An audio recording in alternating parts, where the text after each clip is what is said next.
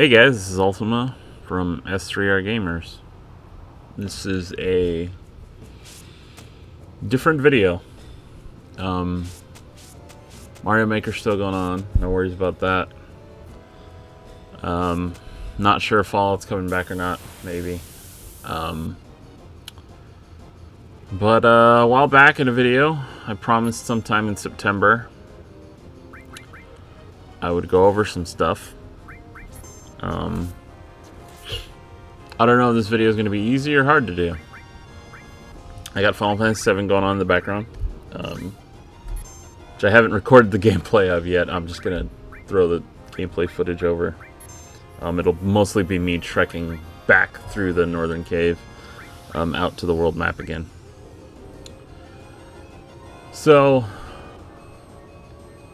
I guess this is my story, in a way. Technically September. I know a lot of people, October.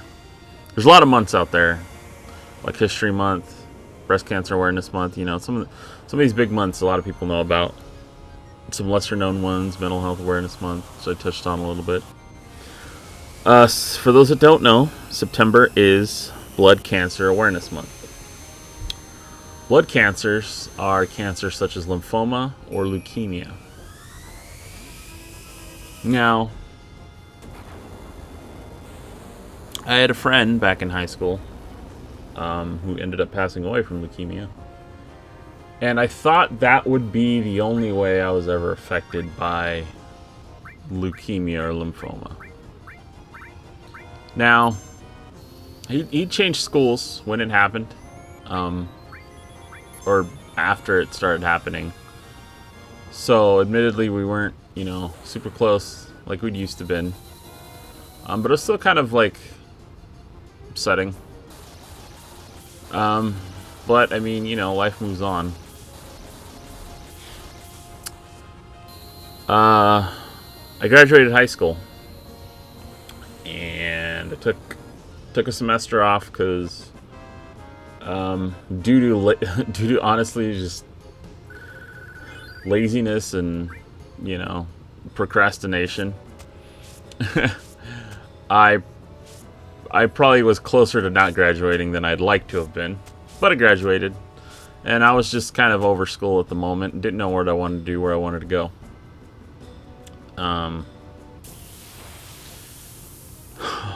I spent the next year just kind of hanging out. I'd gotten to church when I was about 17, so I started going to church a lot.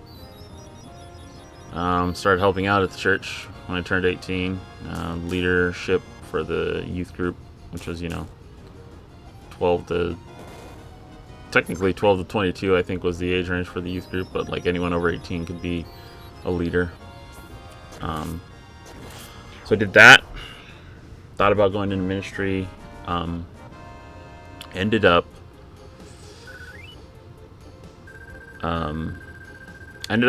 getting into the internship at that church.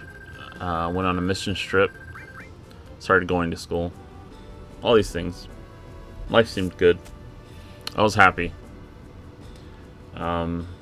Which is something that I hadn't experienced a lot in life, because I don't know, for anyone that never watched my mental, I've always had a touch of mental health issues, with depression and anxiety, but they've definitely come to light a lot worse, due to events in my past now.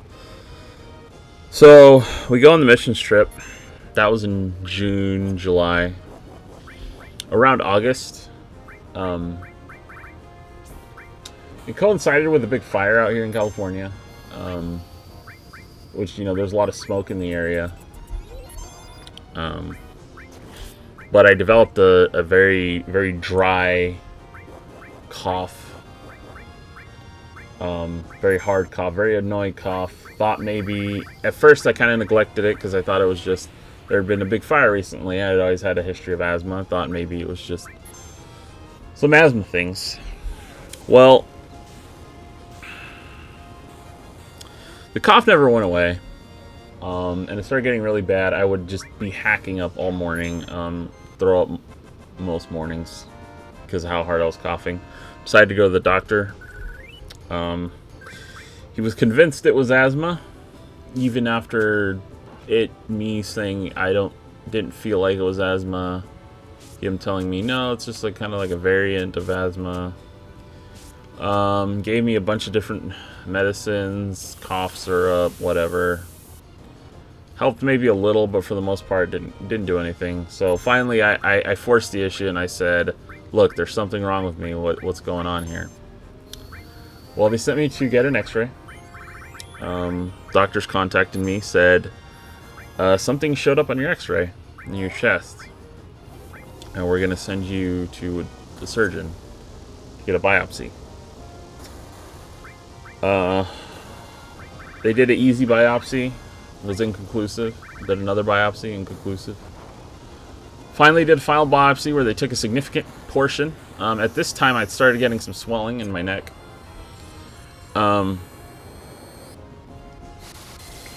They took a significant chunk of a lymph node. And then finally in February, February 7th, 2007 or 2008, I believe. 2008, February 7th, 2008.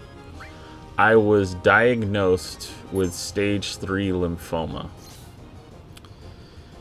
And for those that don't know, lymph nodes is a body part. It's part of your immune system, and it regulates like the white blood cells and whatnot. So they told me, this is serious. We need to get on your chemotherapy right away. You're young, so we can be very aggressive, and you'll most likely bounce back. And because you're young, we want to be very aggressive, because if I was older, if I was old, they said, maybe it wouldn't be, worth it, the trouble I'd have to go through to get through it. But they said, being young, your body should bounce back. We can be really aggressive, we can attack this. So I said, okay. Well, I didn't quite take it that easy, but, I'm not going to go over the pure struggles in that sense. Basically, all my lymph nodes had just started developing cancer cells all the way from the lymph system, all the way from my neck, all the way down to just above my waist. That's what made it stage 3. I guess once it got below the waist and into your bone marrow, it's stage 4. So keep in mind, it took them about 6 months from me feeling symptoms to getting an actual diagnosis. And I had pretty good health insurance. Still do, pretty much. No longer have that doctor, by the way. I met with an oncologist who, to this day, is one of the biggest heroes in my life. His name was Dr. Wynn, and he was an amazing doctor, and I felt like he cared about me as a patient, and that's not something I felt from a lot of doctors. So, he was an amazing doctor. He's no longer my oncologist because he moved to a different part of the country. But he left me in the hands of a very capable gentleman named Dr. Bahal, who's now my oncologist. But I've been very lucky with my oncologists. Oncologist is a cancer doctor, for those who don't understand yet. They specialize in cancer and chemotherapy and whatnot. So I did 6 months of chemotherapy. Wrecked a car during that time. Celebrated my 20th birthday halfway through chemotherapy. Actually did really well on the chemo. Other than the first 2 or 3 days off the chemo, I bounced back pretty quickly. My body was pretty strong. Did pretty well. Obviously, though, nauseous, not hungry, constant dry mouth, always feeling like I just was dying of thirst. And nothing could really make the feeling go away, no matter how much water I drank, Gatorade, The only thing that kind of helped was stuff like Jamba Juices and ices, just something that was like icy and cold, but also like wet at the same time. So I don't know if anyone comes across this and they have the same issues. Maybe give some Jamba Juice or ices or Slurpees a try.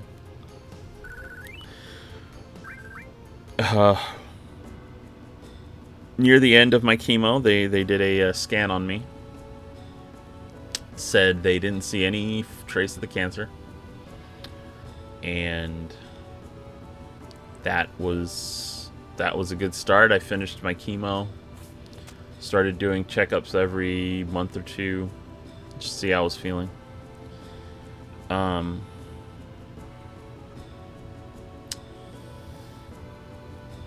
About 6 months later, after I finished chemo, and keep in mind, during this time, I started experiencing really bad anxiety.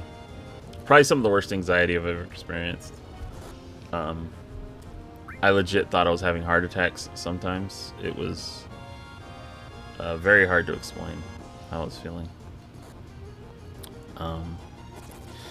After that, 6 months later, I did a scan. And the sad part was when I got the phone call from the doctor saying that my cancer had returned. I wasn't shocked. I think the reason I was experiencing all that anxiety is because my body knew that I was still sick. Doctor said what most likely happened was they shrunk the cancer to such a small amount that we couldn't see it anymore. And it just slowly grew back. Caught it fairly early. This time was not stage 3, I don't believe. But I believe when it's reoccurring, it's not as much about stages. It's just, you know, what's going on. So this time they said, okay, we thought we were doing pretty well before. But obviously, you know, this is gonna be intense. So they gave me some bone marrow biopsies just to make sure it wasn't in my bones, which was come into play later. Bone marrow biopsies are still probably one of the most painful things I've ever experienced. They numb the area, but once they literally have to put a needle, push it through your bone and suck out bone marrow. And you don't really feel anything until they pop through your bone. And then when they're sucking out the bone marrow, it's like someone's just inside of your like leg, just punching it as hard as they can. It was a very painful experience.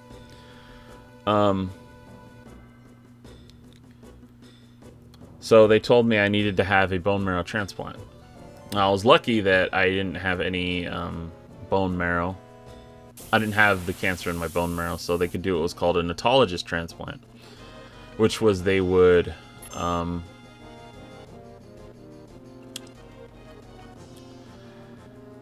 cause my bone marrow to overflow, and then they would suck out my bone marrow. Your bone marrow is what produces stem cells. Stem cells are cells in your body that turn into whatever cells your body needs at the time. So the goal was to get a bunch of my stem cells, preserve them. Then I went through intense chemotherapy. I had to go through chemotherapy to prep for it, to hopefully shrink the cancer down to as small as possible before getting further chemotherapy. And that chemotherapy was hard. At times I was urinating blood, severe nausea, fainting spells, just sick, had to be, hospitalized multiple times. It was hard. That felt like what I'd seen in movies and TV shows when someone has cancer. The first time I thought, wow, I've done pretty well. And the second time, my body was ravaged. After that, during this time, I don't say it to pile on. It's just something that's still always, it's just part of the story. And it was like really devastating to me at the time. My grandmother gotten sick while I was sick, and she passed away, and I couldn't even go to the funeral because I had to stay on a strict chemo regimen.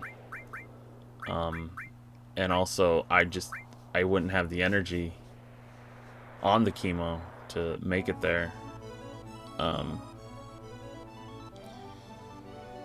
so I didn't even get to go to my grandmother's funeral, and that one always stung. Not being able to say goodbye to my grandmother. Um, I always feel bad that I just didn't get to say goodbye. But it did strengthen my resolve. I thought I couldn't miss her funeral for nothing. I had to beat this. I ended up going to Stanford Hospital, which is about an hour and a half from where I'm located, my home. I got a break between. They pretty much gave me a month break after my last chemo, and heading to Stanford.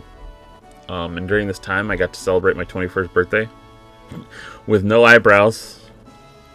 This time, the chemo, I had experienced some hair loss before, but no, this chemo really gave me the hair loss. I lost my eyebrows, which is very I don't know how other cancer patients deal with it, but the eyebrows it was just I didn't even feel like a person anymore. I just felt like death. I looked like death, in my opinion. Got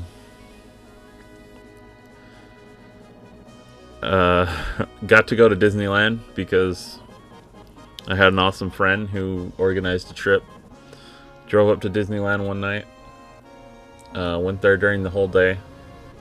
Had a fun time. Drove back the next night. That was Alan from Bromo Gaming. If you guys still don't do Bromo Gaming, if you're interested in any of my Heroes of the Storm stuff, I do it all over on Bromo Gaming. So please check that out. We're actually doing pretty well for ourselves over there. So thank you, Alan, for that. Thank you to my mother. She drove to the hospital every day while I was at Stanford. Every day. She drove an hour and a half to come see me, spend the day with me, so I wouldn't have to do it alone. Sad part was she did have to go home, so I still spent a lot of hours alone. But it was an isolating, terrifying, horrible experience. When they wanted to put the stem cells in my body, what they decided to do, or what they have to do, is they have to completely wipe your immune system, because that's what's wrong with you. Your immune system is making bad cells. So they give you so much chemo, which, keep in mind, chemo is just poison. It's poison that has a more positive effect. Its goods outweigh the bad in the end, just because even though the chemo is in a way killing you, it's not as bad as what the cancer will do to you. But basically, you're given insanely strong, dense chemotherapy over a day or two. And I have never felt so sick, dead, disgusted in my life. I really felt like I was dying. I looked like I was dying.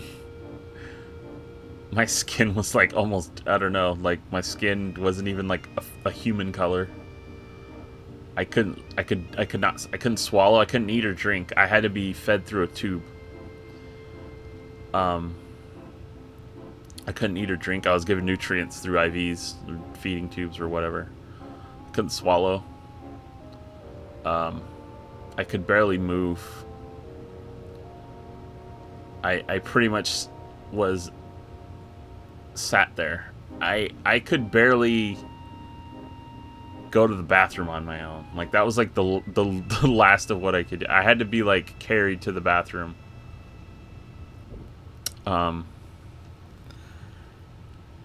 It is a very humbling experience to have very little control over your own body. And I don't wish cancer or bone marrow transplants on anyone unless it's the only option you have. It is a horrible experience. And during this whole time, my church had gone on a missions trip. You know, my friends were doing their things, their lives. I think the hardest thing to realize was, while I'm fighting for my life, the world didn't stop. My world stopped, but the world kept on moving. And that made me feel worthless. Made me feel insignificant. It made me feel like I wasn't anything to anyone. And it made me realize that if I were to die in this hospital right now, the world would just move on without me.